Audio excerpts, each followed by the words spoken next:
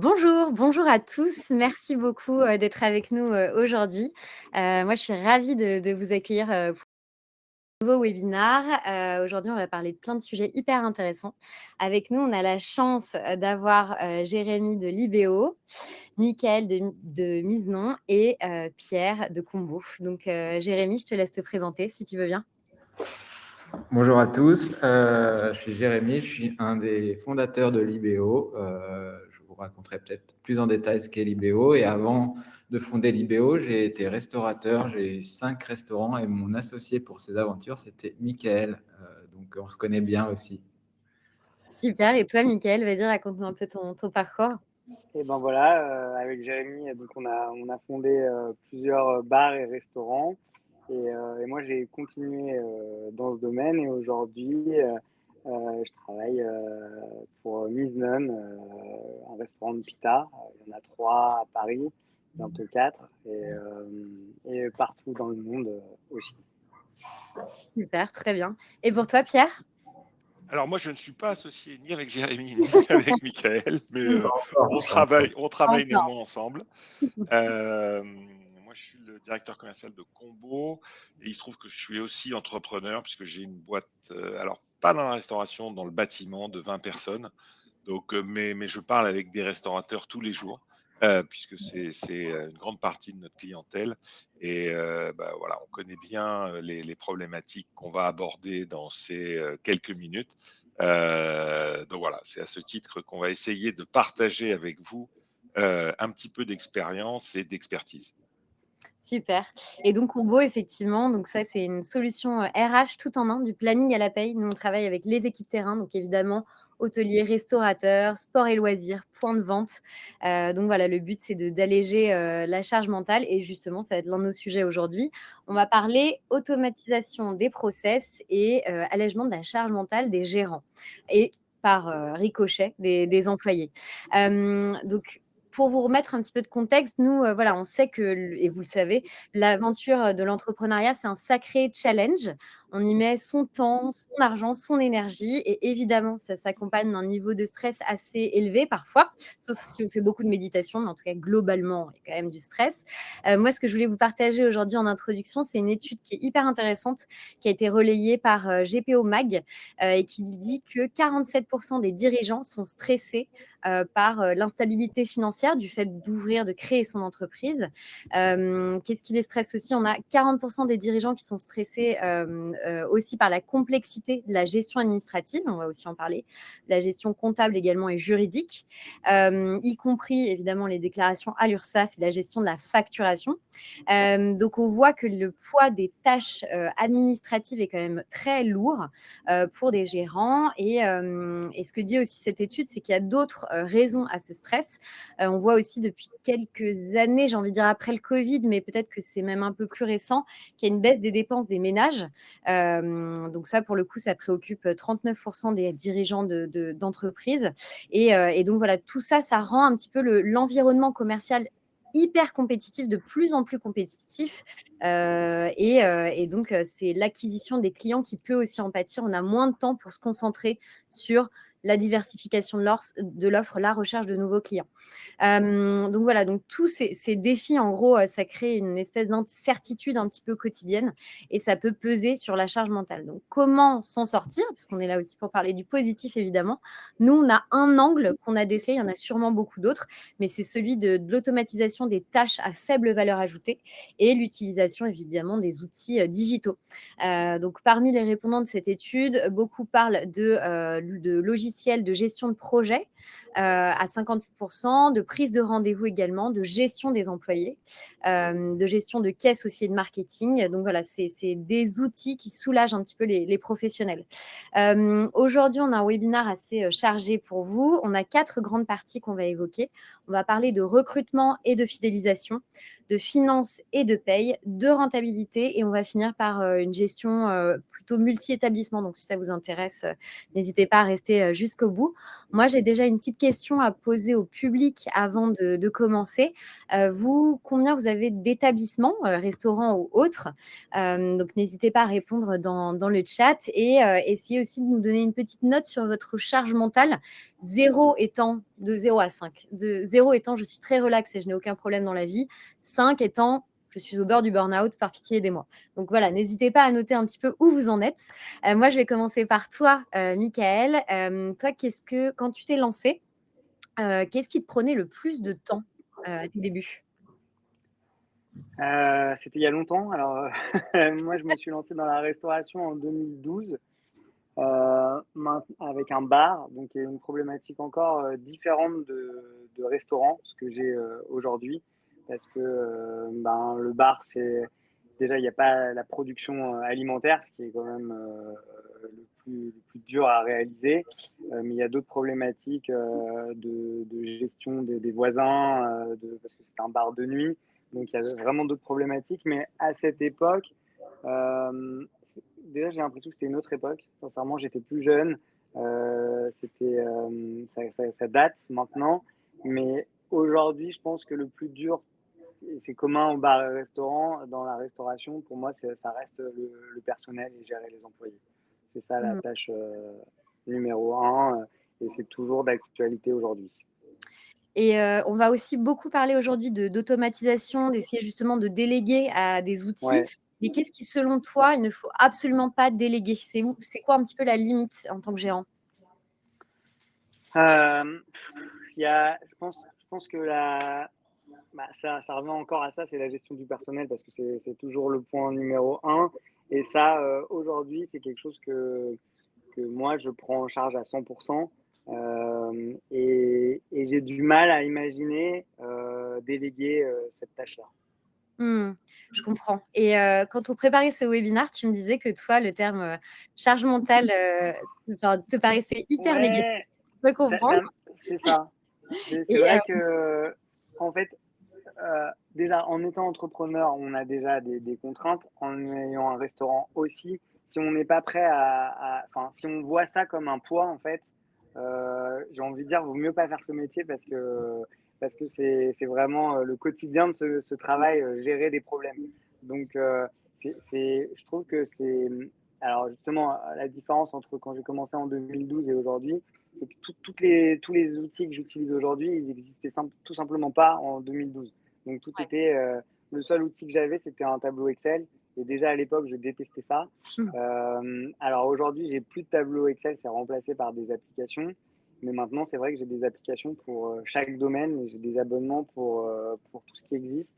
On en parlera peut-être un peu plus tard dans le webinaire, de bien sélectionner les outils. Mais oui, je trouve que faut pas le voir comme quelque chose de négatif parce que c'est vraiment inhérent au travail et c'est ça le travail, c'est de gérer des problèmes. Mmh, je comprends.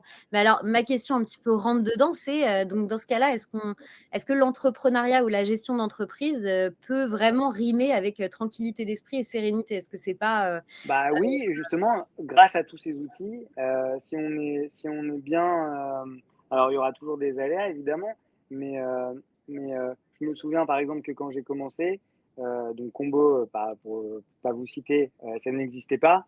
Et ben, chaque employé, il arrivait, il notait justement sur un petit tableau Excel que j'imprimais toutes les semaines, son heure d'arrivée, son heure de départ un mois après, à chaque fin de semaine. Je devais le rentrer dans mon tableau Excel, je devais le réimprimer en remettant les dates, machin, avoir 12 000 feuilles de papier à la fin de l'année que je devais garder pour si on a un contrôle. Bon, bah ça, c'est des petits tracas du quotidien, mais qu'on efface aujourd'hui. Mais ce que je veux dire, c'est que si on fait bien les choses, même s'il y a plein de tracas à gérer, si on est bien organisé, on gère ça bien et on peut être tranquille d'esprit tout en étant restaurateur, ce qui est mon cas d'ailleurs. Ouais, super, c'est bon à savoir. La première partie de ce webinaire, le sujet qu'on va aborder, c'est le recrutement et la fidélisation des équipes. J'ai évoqué le Covid un petit peu plus tôt. Est-ce que toi, vu que tu disais que tu as commencé en 2012, j'imagine que tu as vu plein de phases très différentes. toi, en tout cas, moi, quand je parle à nos clients, ils me disent qu'il y a vraiment un avant et un après recrutement et fidélisation Covid. Est-ce que toi, tu constates la même chose? Non. Non, pour la simple et bonne raison que moi, j'ai 80% de mes effectifs qui étaient là avant le Covid et qui sont encore là aujourd'hui. Et j'ai peu de turnover. Alors après, là, typiquement, là, le mois dernier, j'ai eu un départ et ça ne m'était pas arrivé depuis longtemps. Et c'est vrai que pour trouver le remplaçant, ça m'a pris un petit mois, on va dire. J'ai essayé 4 personnes avant de trouver la personne qui l'a remplacé. Mais j'ai eu la chance d'arriver à fidéliser mon staff avant le Covid. Et donc, il était là avant le Covid, il était là pendant le Covid et il est encore là aujourd'hui. Mais en parlant à mes amis restaurateurs, oui, clairement, c'est sûr que c'est la restauration, c'est difficile de trouver des bons profils. Mais Mais moi, à titre personnel, j'ai pas eu ce problème. tu dois avoir un style de management et des entreprises exceptionnelles parce que moi, à chaque fois que je parle à nos clients, j'entends qu'un truc, c'est les gens n'ont plus envie de travailler en HCR, quoi. Et toi, Oui, tu alors le vis ça pas du c'est tout? vrai. En fait, moi, Ouais. mon secret, enfin, c'est pas vraiment un secret, mais ce qui m'a permis de conserver, en fait, d'avoir autant d'employés depuis le début, enfin, de conserver mon staff, je pense il y a clairement deux choses. C'est que déjà, chez moi, il n'y a pas de coupure. Et je pense que donc la coupure, pour ceux qui ne connaissent pas, voilà, c'est-à-dire qu'en restauration, il y a un service le midi, un service le soir. Bien souvent, dans la majorité des restaurants, l'employé il va travailler par exemple de 11h à 15h. Il va avoir une pause de 15 à 19h et il va retravailler de 19h à 23h, admettons. Et ben moi, chez moi, il n'y a pas ça. Et ça, c'est vrai que c'est quelque chose qui est terrible et enfin, je trouve ça très difficile. Et je pense qu'un des secrets, c'est de ne pas avoir de coupure. Mais c'est compliqué en organisation parce que en fait, l'employé, alors oui, d'accord, il travaille pas de 15h à 19h, mais pour peu qu'il habite pas à côté de son lieu de travail, il n'a pas le temps de rentrer chez lui. C'est pour ça que parfois, quand on passe devant des restaurants qui sont fermés, on voit des gens qui sont bien souvent des employés qui dorment à même les banquettes du restaurant. Et ça fait des journées de travail qui sont, même si c'est 7 heures de travail effectif, bah, la personne, elle a commencé tôt le matin et elle a terminé tard le soir. Moi, déjà, j'ai effacé ça. Où vous travaillez chez nous, où vous travaillez le matin, où vous travaillez le soir, mais en continu. Alors, on a aussi, nous, la chance d'avoir un restaurant qui est ouvert en continu. Donc, c'est plus facile pour nous de se permettre des aménagements comme ça. Mais je pense que un des facteurs qui fait que les restaurants ont du mal à recruter, c'est parce qu'il y a des coupures et donc ça fait des journées de travail trop longues pour les salariés. Et en effaçant ça, déjà, on règle, à mon avis, une bonne partie du problème. Et moi, à titre personnel, on donne aussi 2 jours consécutifs de coupure et on ne travaille pas le samedi ni le vendredi soir. Donc, les employés ont des week-ends, ce qui est aussi rare dans la restauration, c'est d'avoir des week-ends. Mmh. Mais ça, c'est pas amené à tout. Enfin, on est ouvert 7 jours sur 7, évidemment, tout le monde ne peut pas avoir ses week-ends. Nous, on n'est pas ouvert 7 jours sur 7 dans nos restaurants, donc c'est plus facile. Bah, ouais, c'est sûr et puis là, tout le monde parle, que d'une chose, que ce soit, effectivement HCR ou ailleurs, c'est la qualité de la vie pro, vie perso, enfin la balance entre les Bah, 2. c'est ça. Et là, pour le coup, ce que tu offres, c'est vraiment plus de temps de qualité et plus de motivation aussi pour les équipes parce que moi, j'ai été serveuse pendant 1 an et pour le coup, la coupure, c'était vraiment la pire source de Bah oui, non, démotivation mais c'est que j'ai ça. jamais connue. Je pense que les restaurateurs, enfin les professionnels de la restauration, ils doivent, en fait, puisqu'ils ont analysé qu'il y a des problèmes de recrutement, ils doivent se poser la question de savoir quels sont les problèmes. Et moi, j'en vois deux, c'est le salaire et le temps de travail. Le temps de travail, on l'a réglé. Le salaire, on a très peu d'employés au SMIC aussi. Alors, on n'est pas à faire les mêmes déclarations que je ne sais plus qui vient de dire là très récemment dans la presse qu'une grosse compagnie qui disait que le SMIC était trop faible et qui Mmh. il rémunérait plus ses salariés au SMIC. Nous, on essaye d'avoir le moins de personnes au SMIC possible et de faire des salaires qui évoluent rapidement. Je Je pense que voilà, quand on met à disposition des bonnes conditions de travail, c'est plus facile de recruter et surtout, c'est plus facile de fidéliser ses employés parce qu'il y a beaucoup de turnover dans la restauration et si on arrive à garder, les bons éléments en les faisant progresser, ça résout, pas mal des problèmes. Mmh. C'est sûr et toi, Jérémy, pour le coup, qui est passé, par la resto et ensuite par l'univers, start-up, qu'est-ce qui t'a appris? C'est quoi un peu les grands enseignements qui te servent encore aujourd'hui à recruter, fidéliser les équipes? Je vais faire un peu un lien avec ce qui a été dit, mais l'organisation et la prévisibilité du temps de travail font aujourd'hui partie des éléments les plus importants euh, quand on est employé. C'est ce que les gens vont regarder aussi et surtout parfois plus que le salaire, c'est quelle va être leur façon de fonctionner, comment ils vont pouvoir s'organiser dans le temps à côté. Ça va faire un peu vieux schnock de dire ça, mais c'est une génération qui est un petit peu différente même par rapport à celle quand on avait lancé les restaurants avec Mickaël. On voit de plus en plus que le travail n'est plus forcément la priorité numéro un, et donc, et sans doute pour le mieux, l'équilibre entre le travail et le temps à côté du travail est vraiment important. Du coup, c'est important et c'est pareil, je le voyais déjà dans la restauration, mais c'est pareil aussi en start-up. C'est important d'être clair sur la façon dont on fonctionne, sur comment on prévoit les heures de travail, quels vont être les plannings s'il y a besoin de planning, quels sont les horaires s'il y a des horaires. Et on n'avance pas un peu en dernier moment où je change. Et je sais que c'est dur avec la restauration parce qu'il y a un aléa qui est sans doute plus grand qu'en start-up, avec des pics, avec des gens qui parfois peuvent ne pas venir au dernier moment. Donc, on fait des remplacements, etc. Mais globalement, la ligne directrice, c'est que je pense que les employés aujourd'hui et de plus en plus, en tout cas la jeune génération, ils ont besoin d'être écoutés et de se sentir compris. Donc voilà, je pense que dans les façons de faire, bien communiquer, être transparent sur le fonctionnement, ça permet de fidéliser et de garder des équipes plutôt satisfaites et donc qui restent évidemment. Et on parlait tout à l'heure aussi du taux de turnover. Toi, Pierre, pour le coup, historiquement, de ce qu'on voit dans les équipes commerciales, il y a quand même un taux de turnover qui est assez fort. Toi, comment tu le gères côté management?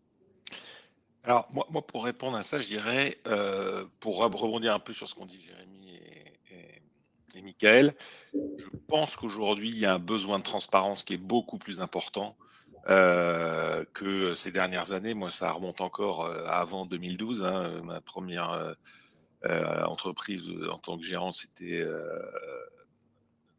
début des années 2000.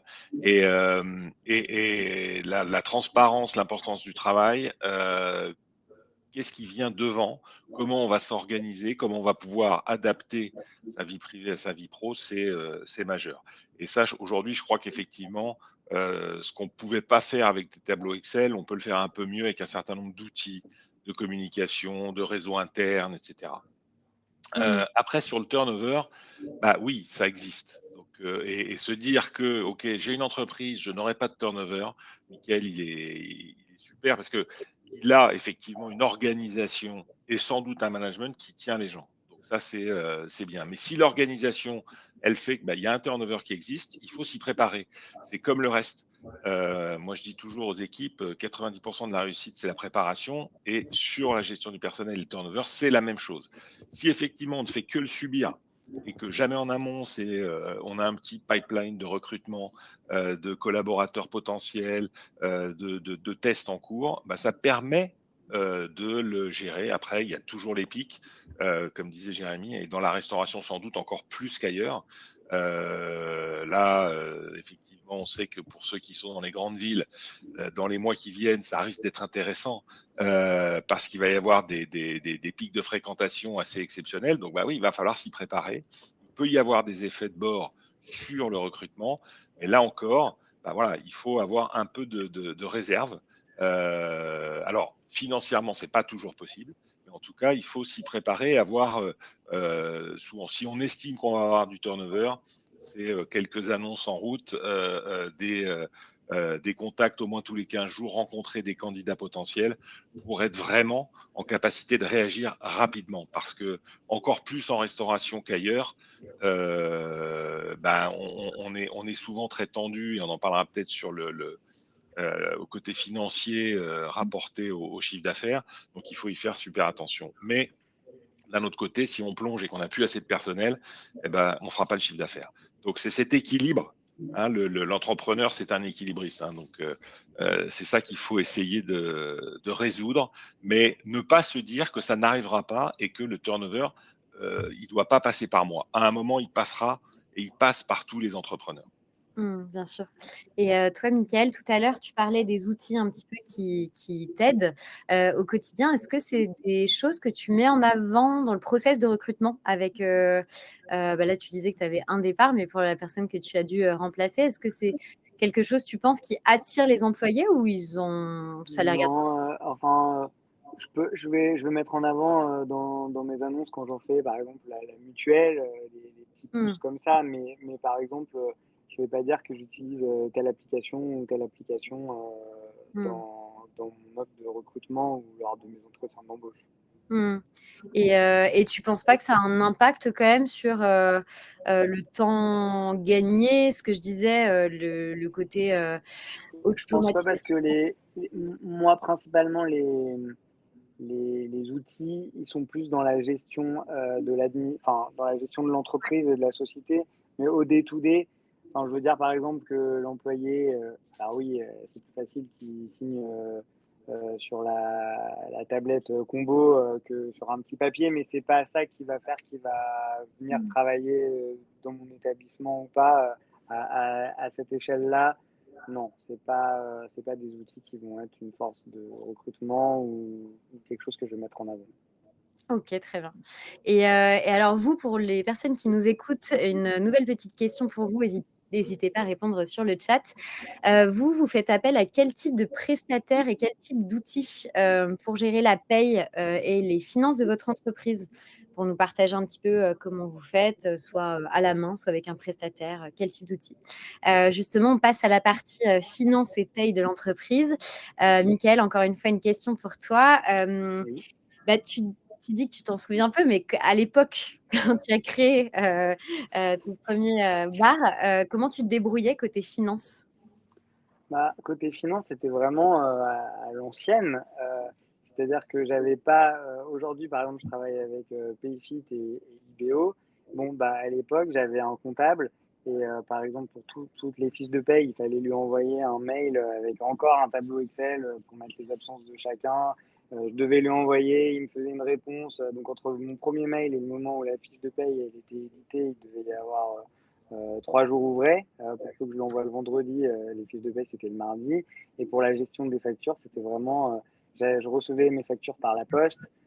J'allais lui déposer. Je traversais tout Paris pour prendre rendez-vous avec lui pour aller lui remettre en main propre les factures. Il allait me dire qu'il en manque une. Enfin, c'était très compliqué parce que c'était pas numérisé. J'avais pas une bonne gestion de ma trésor. Là, aujourd'hui, avec l'IBO, j'ai un mail dédié. Toutes les factures, elles sont pas polluées dans mes mails du day-to-day. Mon comptable, il a accès. C'est un gain de temps, un gain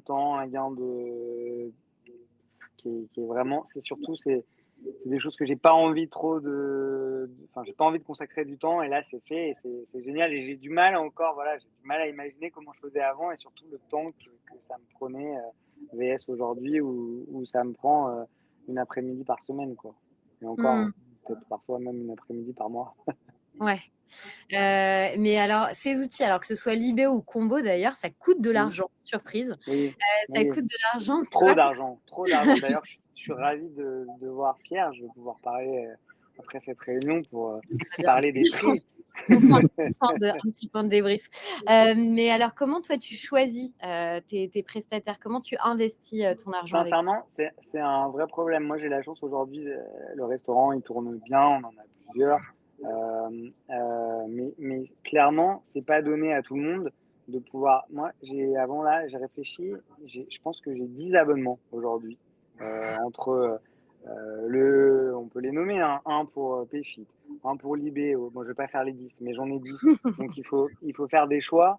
Et Ouais. 10 abonnements qui coûtent en moyenne je sais pas, entre 60 et 150 euros.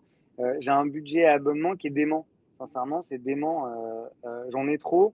J'en ai trop, mais d'un autre côté, je m'en sers. Il n'y en a aucun que je peux enlever. Mmh. Alors, il n'y a pas encore une société qui a regroupé tous les services. C'est peut-être un truc à faire, j'en sais rien. Mais, euh, mais, mais c'est des choix. Mais c'est des choix raisonnés parce que vraiment, c'est un budget, c'est un coût. Mmh. Maintenant, il y a des applis qui me paraissent indispensables. Je parle de Combo et c'est pas parce que c'est vous. L'IBO également, parce que la facturation, tout ce qui est administratif en fait, tout ce qui Mmh. prend du temps, du fait, tout peut être géré avec mon téléphone portable. J'ai pas besoin d'aller au bureau. C'est vraiment, voilà, ça m'est indispensable, mais c'est clair que quand on se lance, je pense aux jeunes PME, quand on a un restaurant qui tous les mois qui survit un peu, et ben on peut pas se permettre d'avoir 10 abonnements à payer tous les mois. Mmh. Ouais, c'est sûr.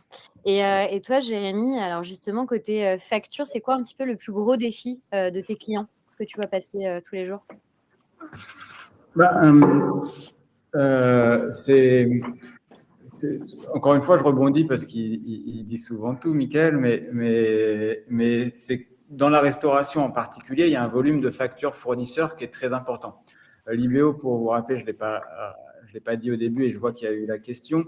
L'IBO, c'est un outil qui va permettre de gérer toutes ces factures d'achat, donc les factures fournisseurs. Donc, on a répliqué, et c'est basé un peu sur l'expérience qu'on avait eue en tant que restaurateur avec Mickaël, tous les processus manuels pour qu'ils soient digitaux, faciles et qui fassent gagner du temps. Donc, on permet de centraliser les factures, de les faire valider en équipe s'il y a besoin et de les régler directement dans l'application. Et comme les restaurants font beaucoup d'achats, il y a beaucoup de factures. Et c'est pareil d'ailleurs, Pierre, dans le bâtiment, puisqu'on a aussi des clients dans le bâtiment. Donc, dès qu'on a un volume de factures important, ça fait gagner énormément de temps. Et dans la restauration, pour parler plus précisément, chaque commande quasiment donne lieu à une facture et tous les jours, on les reçoit, toujours d'ailleurs encore aujourd'hui, parfois en papier, dans une cagette, un peu froissée, de plus en plus par email, ou parfois faut aller les récupérer sur des logiciels. Enfin, il y a plein de canaux différents. Et ce qui est important, c'est de les avoir tous au même endroit. Pourquoi? Parce que ensuite, on va devoir la régler, la valider éventuellement, demander potentiellement à son chef qui a fait la commande si ça correspond bien au bon de commande, à quelqu'un d'autre s'il y a une dépense X ou Y. On a besoin parfois, avant de la régler, de savoir si elle a bien été reçue, si elle a bien été commandée, etc. Surtout qu'aujourd'hui, il y a de plus en plus de fraudes d'ailleurs à ces sujets. Nous, on le voit chez nos clients et c'est justement une de nos forces, c'est d'empêcher ce type de fraude. Donc, voilà, les enjeux d'un resto, ils sont classiques, mais ça s'applique à toutes les boîtes, sauf que c'est des sociétés qui ont beaucoup de factures. C'est comment je ne perds pas mes factures, parce qu'après, mon comptable va me taper sur les doigts. Comment je les centralise au même endroit, même si je les reçois sous différents canaux, je veux qu'ils soient dans le même format, au même endroit. Comment je sais si je dois la payer ou quand je dois la payer. Pareil, ça c'est important pour gérer sa trésorerie. Et comment je la paye facilement sans avoir à repasser sur mon interface bancaire, ressaisir l'IBAN, etc. Donc, c'est le même outil pour tout ce cycle qui est en fait finalement le même cycle. Voilà. Et qui fait gagner donc beaucoup de temps à tous les niveaux en fait sur tout ce process qui peut être un petit peu complexe, un petit peu long et voilà et qui peut être pavé d'erreurs aussi j'imagine et d'oubli donc ouais, c'est top. Et Pierre, toi côté paye, c'est un sujet qui est hyper sensible chez nos clients et même partout et chez leurs équipes. C'est quoi un petit peu les réflexes pour se libérer de la charge mentale des gérants côté paye? Alors, c'est la vérité, hein. hein. En fait, c'est effectivement comme ça a été décrit précédemment. Le personnel, c'est de la planification, vérifier les heures qui ont été réellement travaillées et donner un salaire correspondant à ces heures. Donc là, il y a des vraies avancées qui ont été faites avec les outils digitaux. Mais moi, je voudrais rebondir un peu sur ce que disait Michael, parce que j'aime effectivement que chacun d'entre nous, avec nos outils, on va voir un restaurateur, on lui dit, oh, regarde, c'est super, voilà, etc. Mais en fait, il a raison. La problématique, elle est globale. C'est qu'on doit se retourner sur l'ensemble des tâches administratives qu'on peut améliorer. Et par rapport à ça, il faut avoir une réflexion en termes de retour sur investissement. Et je sais pas, il a peut-être créé la nouvelle licorne française en disant qu'il faut que tout ça soit sur la même plateforme. Bon, il y a un petit souci technique derrière, C'est ça. mais la question, c'est quel est, sur l'ensemble de ces outils, le retour sur investissement. Et finalement, c'est pas tellement compliqué que ça à calculer. De se dire, OK, qu'est-ce que je vais gagner comme temps? Qu'est-ce que je vais gagner? Alors, si on parle de paye, on va aussi parler de problématiques contrôle d'URSSAF, on va aussi parler de problématiques éventuellement de prud'homme où je vais pouvoir amener des preuves et mieux me défendre. Et on sait que dans la resto, voilà, ça peut être aussi un prud'homme, même si c'est pas un salarié qui l'a depuis très longtemps, peut être quand même assez impactant pour une entreprise. Donc tous ces éléments-là, plus ils vont être dans la véracité avec des preuves, et c'est là où je pense que les outils, que ce soit, comme le disait Jérémy, des outils de gestion des factures pour vérifier, bah, est-ce que c'est vraiment la bonne facture? Est-ce qu'elle correspond à une réalité? Ou est-ce que je vais réellement payer mes collaborateurs en face d'une réalité de travail effectué et avec des preuves, puisqu'on va accumuler un certain nombre soit de pointage, soit de déclaratifs, peu importe, les options sont multiples, eh ben, je pense qu'on se sécurise. Et si on reparle de charge mentale tout à l'heure, bah, Michael, il n'a pas une charge mentale démente parce qu'il se sent sécurisé. Et c'est ça aussi qu'on amène et qu'il faut mettre dans cette démarche de retour sur investissement. Donc effectivement, je pense que ça, c'est des sujets très sensibles, aussi bien payer ses factures que payer ses salariés. Et ben, il faut qu'on ait confiance dans les outils qu'on utilise et dans le flux de travail qui est mis en place parce qu'en plus, c'est des choses qui reviennent tous les mois. Ça, on ne peut pas y échapper, hein. Il faut payer les salariés tous les mois. Il faut payer les factures des fournisseurs, sinon ils ne relivrent pas. Donc, on ne peut pas se dire, non, Et mais il ça, faut attends. payer les abonnements tous les mois, parce que sinon, on est désabonné. Exactement, exactement. C'est des factures. Donc, on est dans ce truc-là parce que sinon, bah, on n'a plus de matières premières, on n'a plus de salariés et le business s'arrête. Donc, voilà.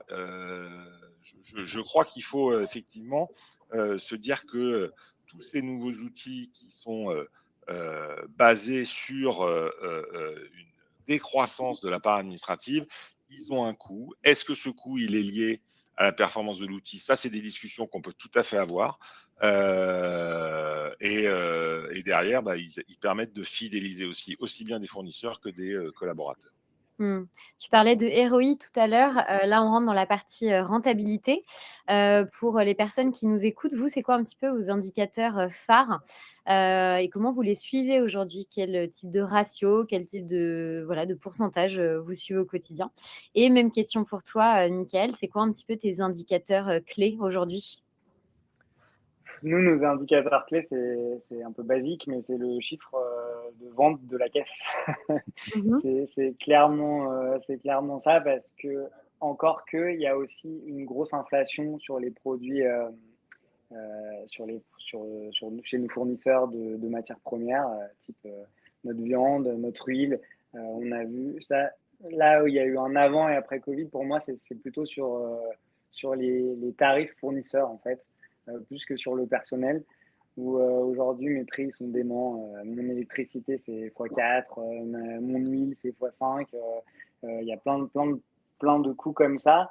Et du coup, ça devient très difficile de calculer des ratios, parce que chaque mois, en fait, mes prix fournisseurs sont différents.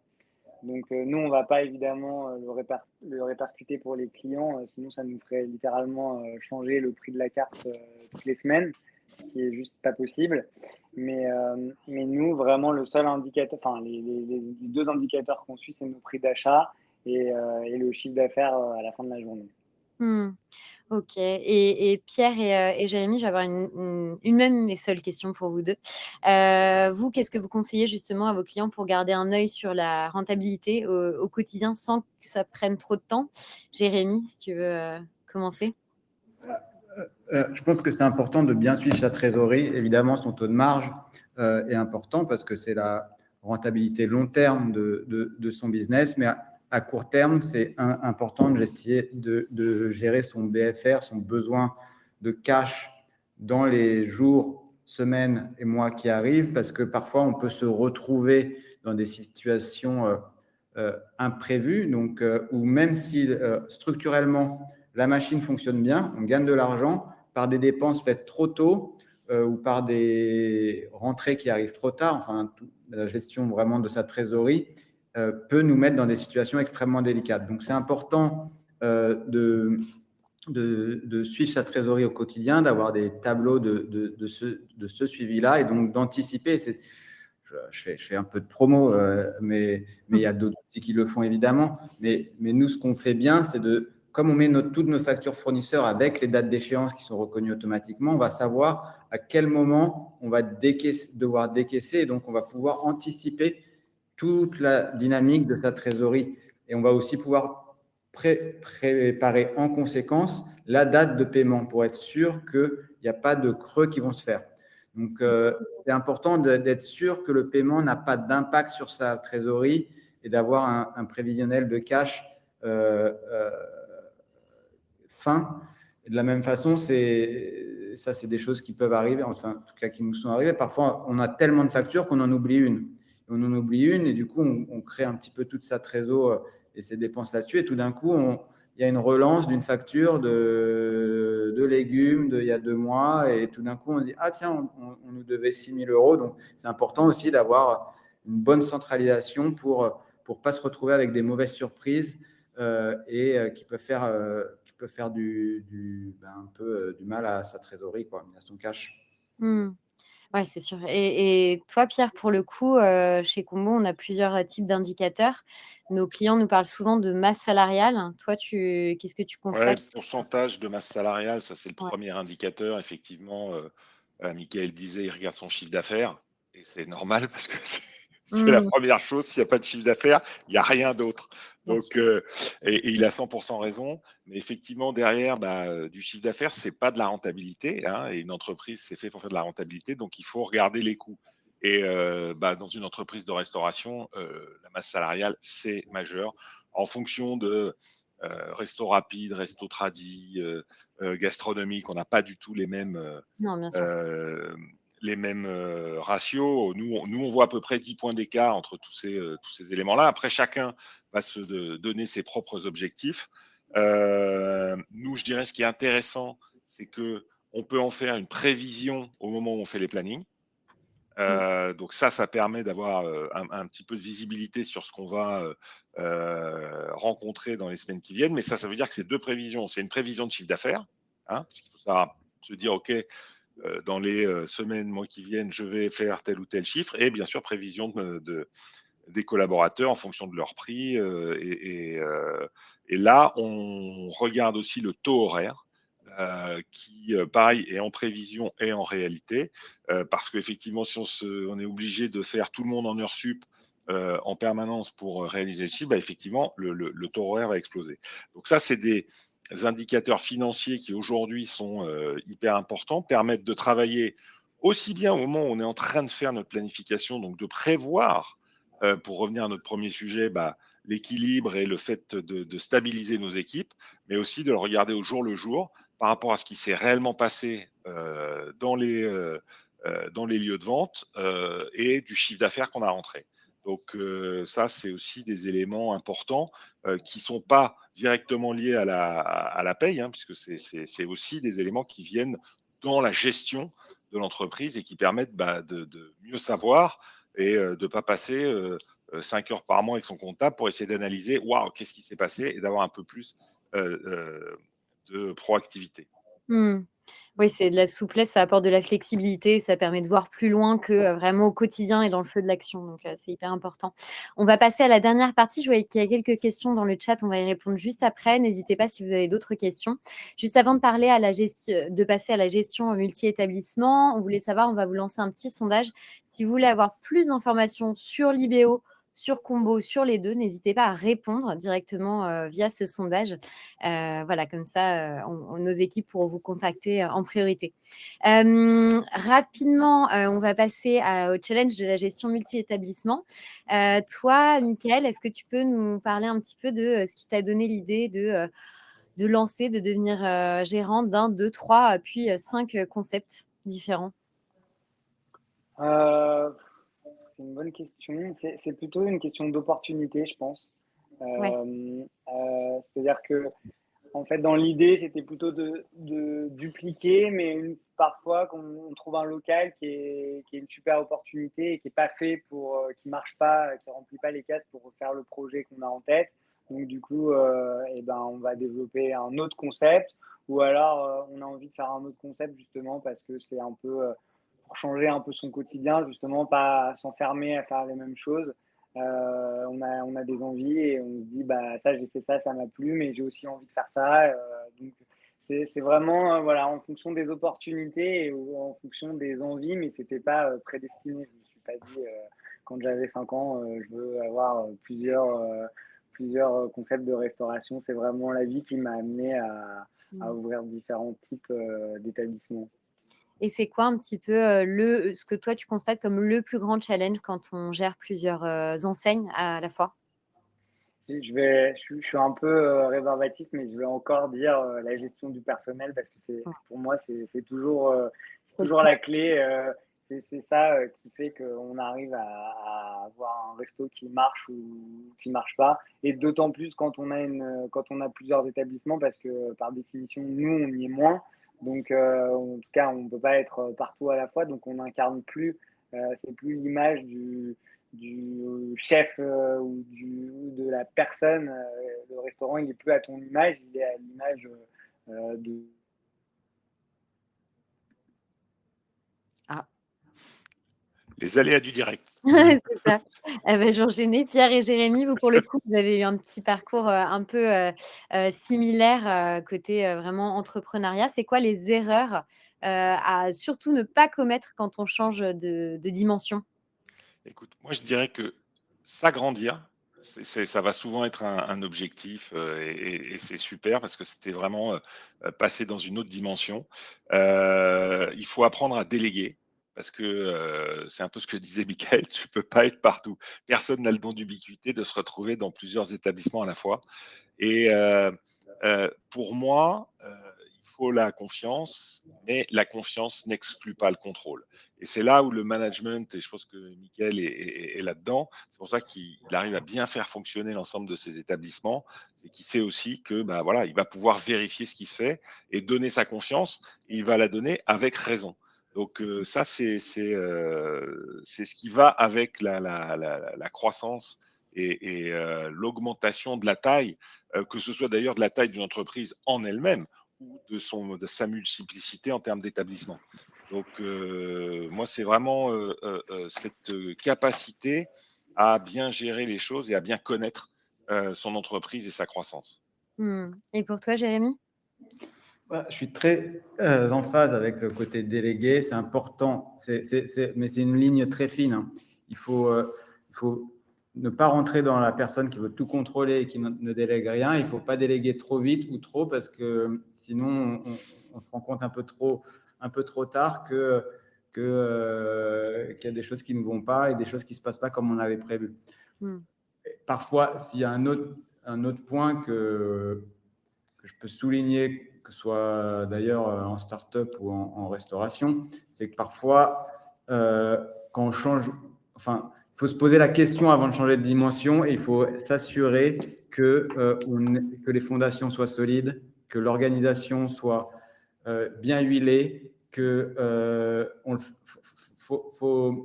j'évite aujourd'hui de croire qu'on réglera les problèmes a posteriori. Donc, je préfère m'assurer d'être bien organisé, d'avoir les bons process, les bons outils, les bonnes personnes avant de partir fleur au fusil pour ouvrir un nouvel établissement, grandir x2 de taille, etc. Parce qu'on a aussi connu parfois ces avancées qui étaient trop rapides par rapport à la maturité qu'on pouvait avoir. Ça ne veut pas dire qu'il ne faut pas se développer, etc. Mais maintenant, je fais bien attention voilà, à regarder les fondations, à mettre les bons process.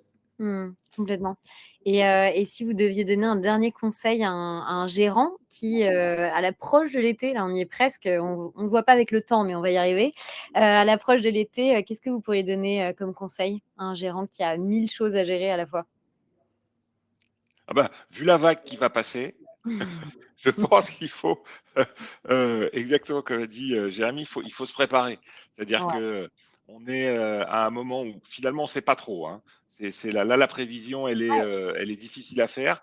Mais Mmh. ce qu'on est sûr, c'est qu'il va se passer quelque chose. Il y a des investissements dans beaucoup de grandes villes en France. Il y a beaucoup de touristes qui vont bouger, consommer. Donc, c'est sûr qu'en fonction de ce qui va se passer autour des lieux qu'on peut avoir, il faut vraiment se préparer. Et se préparer, c'est se préparer à faire plus de chiffres, mais aussi se préparer à avoir un peu de turnover personnel, à recruter, etc. Moi, Mmh. c'est mon seul conseil pour ces quelques mois là qui arrivent. Préparons-nous ensemble parce que voilà, il va se passer un truc, c'est sûr. Anticiper au maximum, quoi, ce qu'on peut anticiper. Et toi, Jérémy, un petit conseil? Ouais, on a rencontré l'UMI, le UMIH, là, qui est ce syndicat pour les restaurateurs. Et c'est vrai qu'il y a une phase, en tout cas, surtout à Paris, hein, là je parle plutôt aux personnes qui sont à Paris, mais il y a une phase un peu d'incertitude pendant longtemps. Est-ce qu'il va vraiment avoir beaucoup de monde? Est-ce que finalement, les gens, il va y avoir des touristes, mais les Parisiens vont sortir? Globalement, ce qui est attendu par en tout cas ceux qui gèrent la profession, ça va être quand même une grosse vague d'activité pendant les Jeux Olympiques par rapport au run habituel. Donc, leur crainte actuellement, en tout cas, ces syndicats, c'est qu'on a tellement dit, ouais, on n'est pas sûr, que les gens ne se préparent pas suffisamment en termes de staff, en termes de recrutement, en termes d'équipement, et qu'on se retrouve débordé. Après, je suis sûr que les restaurateurs et les gens savent s'adapter très vite, mais plus on le fait en amont, mieux on sera préparé, parce qu'effectivement, je pense aussi il va y avoir une effervescence assez dingue. C'est sûr. Là, on va passer aux questions. J'ai 2 petites questions pour toi, Jérémy, pour le coup. On a Rebecca qui nous demande: «Jérémy, qu'est-ce que je peux avoir de plus avec l'IBO par rapport à la GED que j'ai déjà?» Alors, la GED, il faudrait que je vois exactement ce que c'est, mais la GED, c'est vraiment une centralisation de documents. Nous, ce qu'on va faire en plus, c'est en fait répliquer la vie que peut avoir ce document. Donc, ce n'est pas juste j'ai mes documents et je les classe, un peu comme sur mon ordi, sur mon Drive ou sur ma GED. C'est ce document, je l'envoie à quelqu'un qui commande dessus. Je peux régler directement. Donc, il y a aussi toute cette partie où je vais te donner des ordres de paiement via l'application qui vont être envoyés à la banque, hein, évidemment. Mais donc, c'est un outil qui est vraiment un outil de productivité versus un outil qui est exclusivement de la centralisation. D'accord.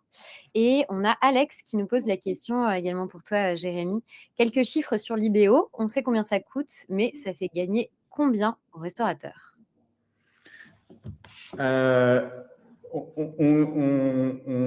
l'estime. Après, c'est toujours des estimations, mais il y a plein d'angles qui permettent de voir.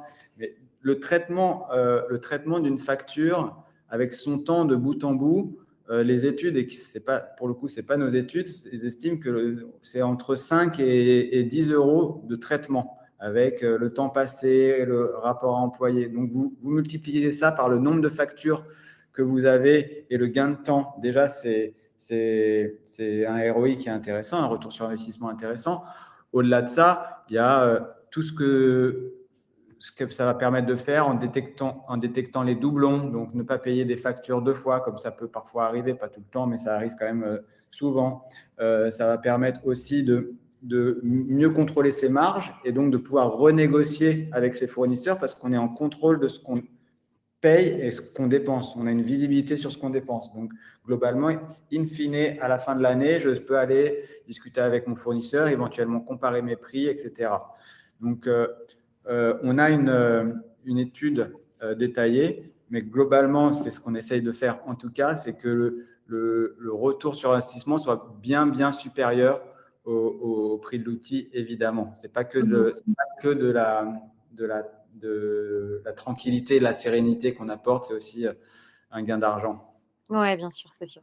Bon, bah, on a Mickaël qui est revenu, parti, c'était une vraie, telenovela, mais là, je suis sûre qu'il aurait répondu aux dernières questions avec plaisir. En tout cas, en attendant, merci beaucoup Pierre et Jérémy pour cette session qui était hyper intéressante. La suite côté combo, nous, le 23 mai à 15h, on a un nouveau webinaire avec l'addition sur le manque de personnel, justement, en HCR avant l'été et comment y faire face. Le 30 mai à 15h, on aura encore un webinaire avec Innovorder sur la digitalisation de la restauration rapide. Et on parlait des JO, gros sujet effectivement. On a un kit, un guide e-book sur les JO en HCR qui va sortir très bientôt. Donc, vous pourrez suivre ça sur nos réseaux sociaux. Et puis voilà, merci encore Jérémy, Pierre et Mickaël, où que tu sois. Et à très bientôt. Et merci beaucoup à tous ceux qui sont restés jusqu'au bout. Bonne journée. Au revoir.